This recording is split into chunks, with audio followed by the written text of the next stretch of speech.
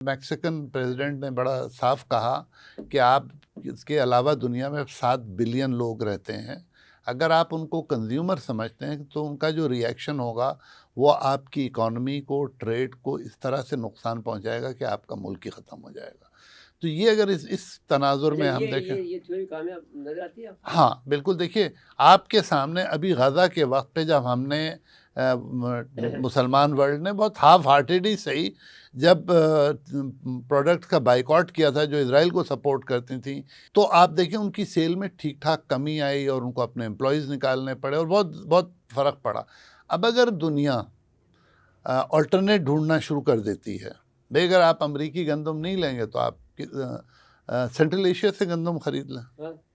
Corn अगर अमेरिकी नहीं है तो आप कहीं और से ले लें, और ऑलरेडी हमारे पास ऑप्शंस हैं। हम तो वैसे भी घास खाने वाले लोग हैं। हाँ, वैसे भी चाइना की सूरत में हमारे पास ऑप्शन है